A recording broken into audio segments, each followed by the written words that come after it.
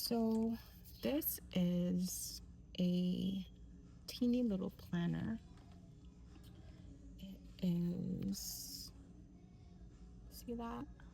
It's a cute little planner. And this is what I used to take to the doctor every single time I had a doctor's appointment, all those years when I was bleeding. And these are the notes from 2021, which is the last year that I dealt with the bleeding issue. So this is actually the full year. And every so often, I look at it and I marvel. And I am so grateful to be on the other side of this. But there was a point when this looked like it was impossible. There was a point when it looked like I was just going to have to deal with it. How many times have you been in a situation where you feel like it is outside of your control and the best that you can do is figure out how to deal with it? And I consider myself an optimistic person, and I see the world through rose colored glasses. I am optimistic to a fault because there have been times in my life where I felt like I had no other choice but to be optimistic. I could not allow my mind, my heart, my soul, my spirit to go to that place where things felt so dark and so dismal that I had no hope. I did not want to become that woman. And in 2021, when I wrote on my vision board, complete healing, I wanted to be free of doing this. I wanted to be free of opening up this planner every single day, expecting to record the worst. Because that's what it became. It almost becomes like you get up every single day and you're like, yeah, I know what's gonna happen. Whatever that thing is for you. You come to expect it. And when you come to expect something without realizing it, what you do is you invite it. You invite it into your mind, you invite it into your space. And then when it does happen, it validates that expectation. It validates. See, I knew this medicine wasn't going to work. I knew this prescription was a waste of time. I'm tired of doing tests. Everything is negative. Doctors can't tell me what's going on. So I woke up every single day expecting to record that once again, randomly, I was bleeding. It came to be my expectation. Do you know how draining it is to expect the worst and be validated day after day after day after day, year after year? This is the last of 10 years of doing this. And my doctor was so impressed. She was so impressed with how detailed I was. This is a printable planner. It's by Crossbow Printable. Shout out to Jordan. She doesn't know how she helped me get through these days. So, in the first part, I even came up with this little notation system that would tell me whether or not it was heavy bleeding, whether or not it was light bleeding. Um, I came up with my own little key so I could explain to my doctor what was going on. And then at the bottom, I would put any other symptoms, like if I had headache, if I had nausea, all these different things. And I would write them down. And there's a difference, and I spoke about this before. I don't know if it was in a video or on a call, I can't remember. But I want to show you something. This is the size of the planner that I used when I was going through this issue, right? It fits like in the palm of my hand, it's really small. On the other side of it, this is the size of the planner that I use now. You see the difference? Half of this is not actually planning, half of this is my vision. I really extensive, really detailed about what I want, because when I tell you the mindset that I came from, the mindset of expecting the worst in this, what may seem like a small thing, what may seem like one aspect of my life, literally bled into every other part of my life. So that where I expected the worst in this area of what was going on in my body, I didn't expect much better anywhere else. And this happens to so many women because of this one area where we are experiencing lack or experiencing loss. We can't see how other things can be good. We can't see how other things can work out for the best. And so we lose faith everywhere. And one of the first things that I do when I sit down with a VIP is that we look at the whole picture. Because if nothing else, I want you to see that all of your life is not horrible. And I was at a point where I could not see that. And so there are 12 areas, and I do this myself, right? I do this myself in my own vision. Like, I have a vision board in my planner. Like, I'm not just talking about this, I am being about this. So I have a visionary agreement, my agreement with myself. I went through the A list assignment, and then I go through the vision sequence. But there are 12 areas that I like to look at that help a woman see her life from a 360-degree view. Because ladies, you know, we can get kind of one-sided sometimes. So I always say start where you are, and that's literally what it says on, let me see. No, you can't see. It says start where you are, trust me. And we're looking at the areas of spirituality, mental health, physical health and exercise, romantic partnership and marriage, family, friendships, home organization and decor, personal development and hobbies, career professional development, environment and community, finances, and recreation and travel. And you're like, what? All that? Yes, all that.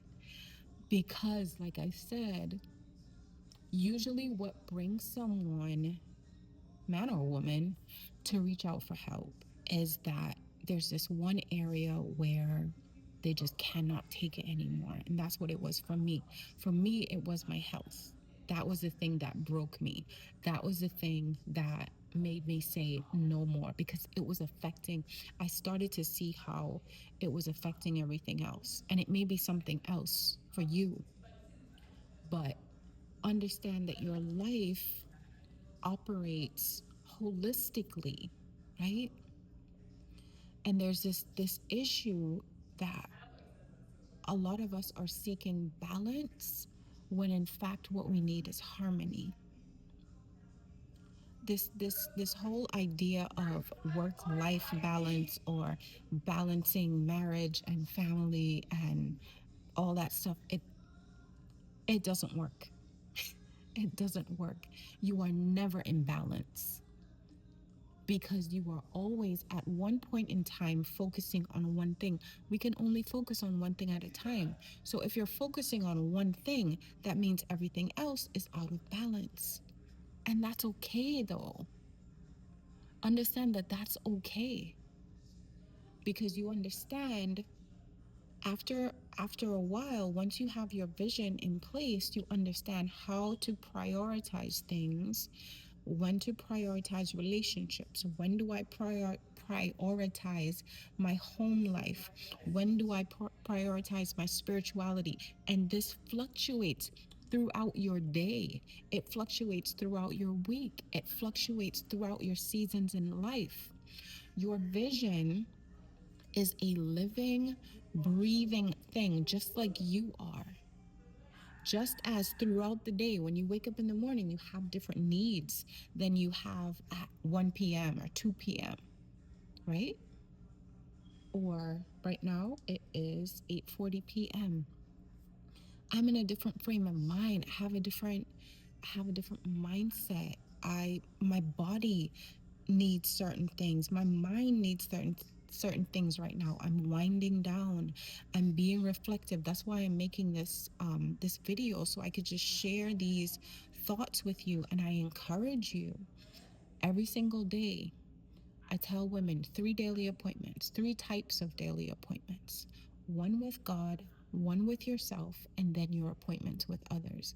We can fill our calendars with appointments with others, but are you having that appointment with God? And are you having that appointment with yourself?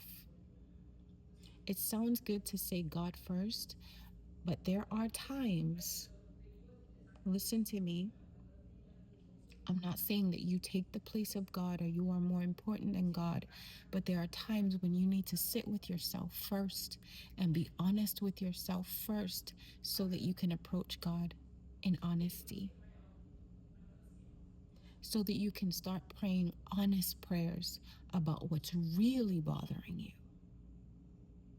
and stop trying to impress God like you're trying to impress other people. Stop trying to be okay in God's presence like you're trying to be okay in front of other people.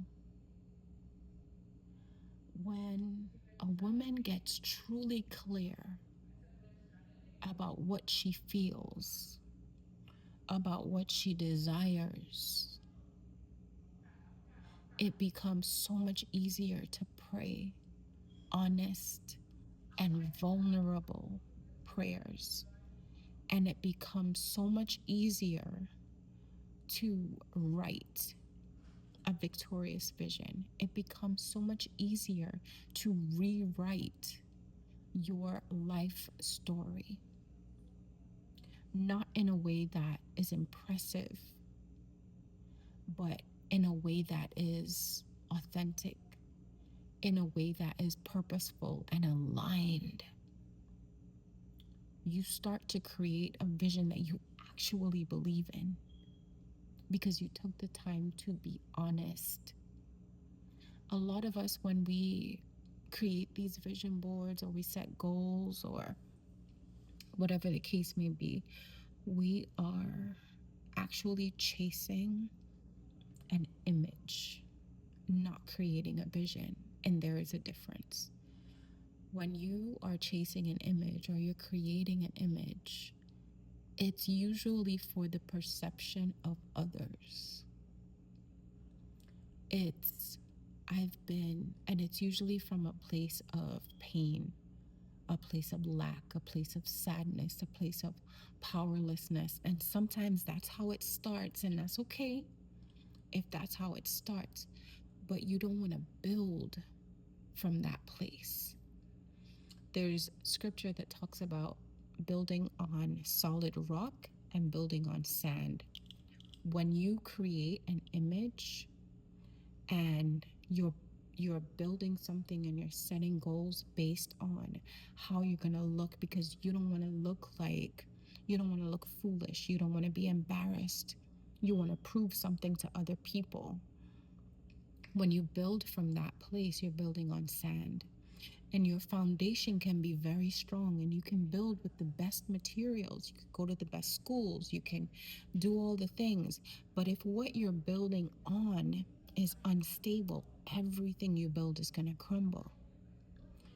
When you can really sit with yourself, you're looking at these 12 areas that I discussed, and you can really sit and look at your spirituality, you're looking at your mental health, looking at your family, your friendships, your finances, all these different things, and you're looking at that from a place of honesty, and you start to create an authentic vision, you are building on something solid, so that in 6 months, in 12 years, you're still working on that vision. And you're not crumbling under the weight of what you've built. How many of you are crumbling under the weight of the image that you've built? Because when you build an image, you become the foundation. You become the foundation. So you have to hold this thing up, because the image needs to be visible. That's the whole point of an image. What's the point of an image if nobody's looking at it? So you carry the weight of this image because you have to hold it up. I believe that there is no vision without God. The Bible says, without vision, the people perish. And this doesn't mean that you perish physically, but your soul perishes. So you just, going with the flow, doing whatever. There's this apathy, there's this sense of complacency, there's a hopelessness, there's a helplessness, there's a sense of, well, let me just make the most of it because this is the best that's going to happen. Everybody else gets to be happy. Everybody else gets to achieve. Everybody else gets to be healthy. I can never do ... I can never have ... I can never experience ... You you start to develop this, there's an envy. You see other women who look like they're being loved, who look like they are succeeding in life, who look like they're genuinely happy, and you wonder, like, what is wrong with me? Why am I not experiencing that level of love, that level of success, that level of happiness? One, stop comparing. Stop comparing. Stop looking outside yourself. Stop looking at what other women are doing. Stop looking at someone else's highlight reel, because I am telling you, they have not shown the struggle.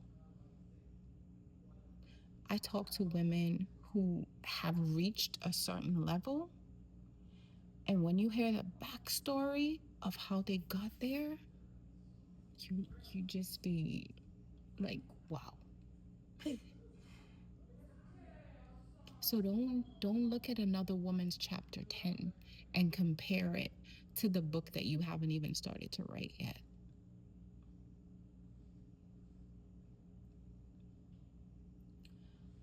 You are worth the time and the effort that it takes to curate a victorious vision. You are worth the time that it takes. And I'm going to go over these again.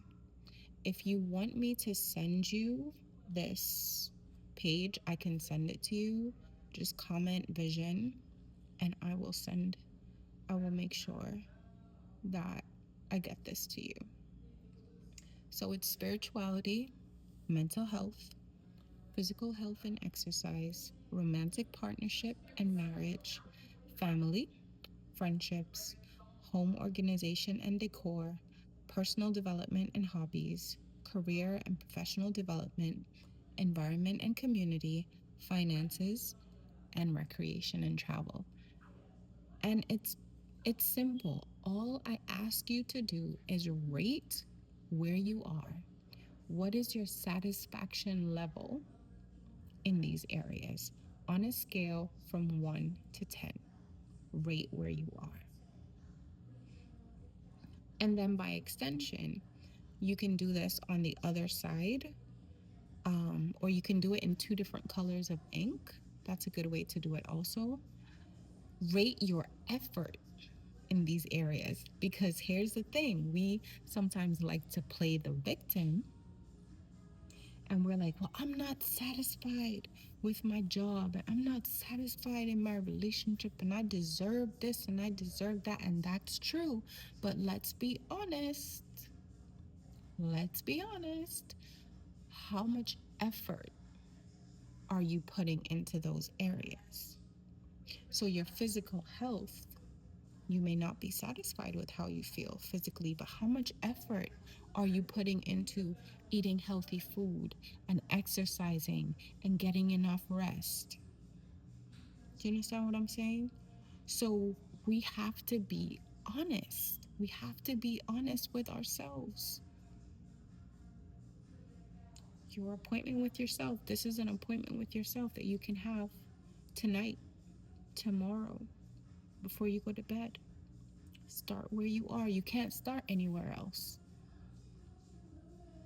You can only start where you are, and you have everything you need to start where you are. I hope this little talk helps. Blessings on your journey. I'll talk to you soon.